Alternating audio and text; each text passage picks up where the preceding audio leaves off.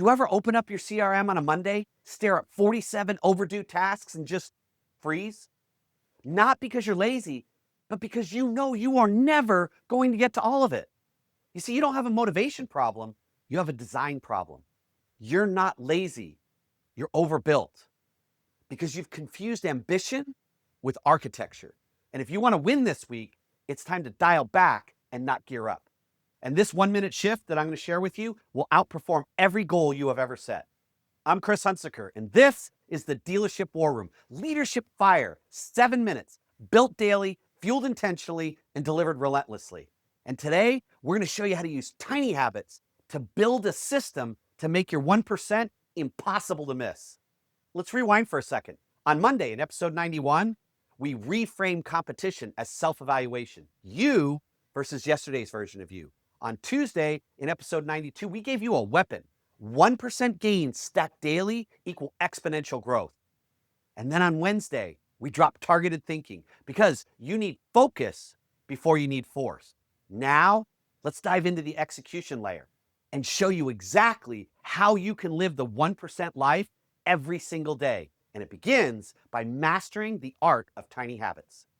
BJ Fogg is the Stanford researcher behind the tiny habits model. And his research inspired James Clear. That's where James Clear went to get his research to do the Atomic Habits book. It's where most of the social media companies early on went to his lab to understand what creates habits and how to get people to use their apps. He says the real reason people fail to change isn't because they're weak, it's because their system is overbuilt. You see, it's not us that's the problem, it's our approach to change that's the problem. It's a design flaw, not like a character or a personality flaw. That's permission, not to push harder, but to design better. Let me share with you one of the most simple, elegant, and effective tools at creating change, behavioral change in yourself and other people. It's called the behavior equals map model. BJ Fogg built the simplest behavioral model in the world. B equals MAP, or B equals map. Behavior happens when M, motivation, you want it. A, ability, you can do it. P, prompt, your cue to act. When all three of those show up together, boom, you will get behavior every single time. If a habit fails, one of those three elements is missing. You're trying to do too much, you're trying to do it too inconsistently, or you don't have a clear prompt built into your day. This is why so many dealership leaders burn out. They set fire-breathing goals with no oxygen system. Stephen Geis, a genius in the field of habit formation and the author of Mini Habits, has this quote that when I first heard it, absolutely changed my life. Be the person who has embarrassing goals and impressive results, and not the person with impressive goals and embarrassing results. So what's the fix? Tiny habits. So how do tiny habits work in the real world? We're going to apply that MAP formula, right? Behavior equals MAP. So as soon as we see it, what we want is a prompt to do the tiniest, simplest behavior.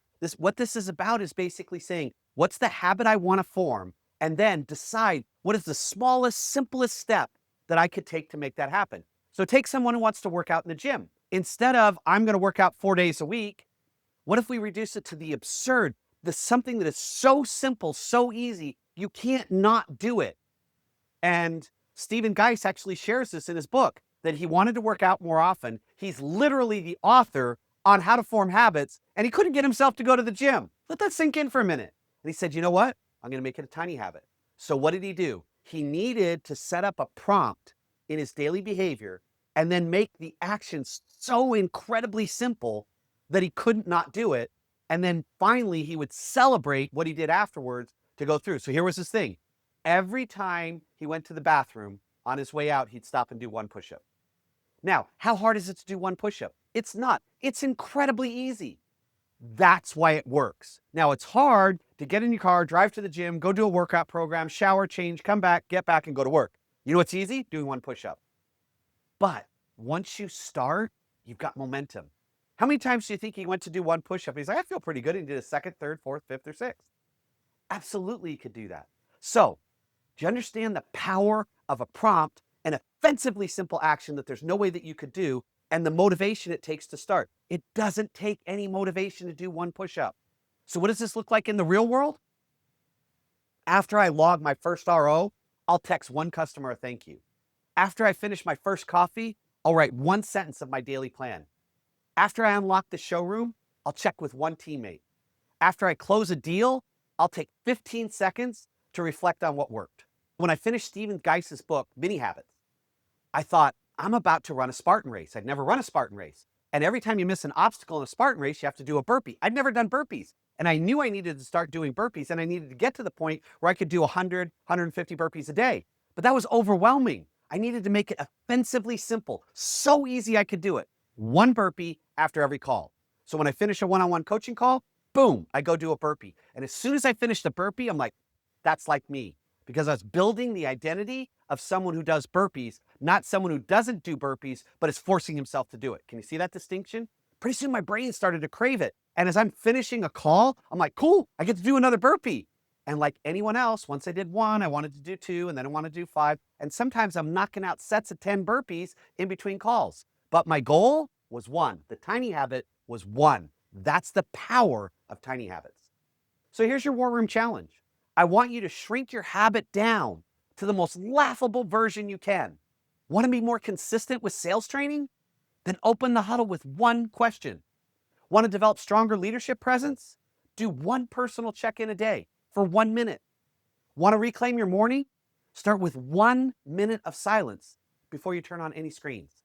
So let's go back to where we started. You're not lazy, you're just overbuilt. So shrink the system, lock in the win, and reclaim the fire. And if you or someone that you know keep setting monster goals and fading out halfway through the month, then go through these frameworks. How to set tiny habits. A, B, C. Anchor, behavior, celebrate. And share this with them and help them reclaim control, reclaim confidence, and reclaim the fire. And with that, I will see you tomorrow in the Dealership War Room.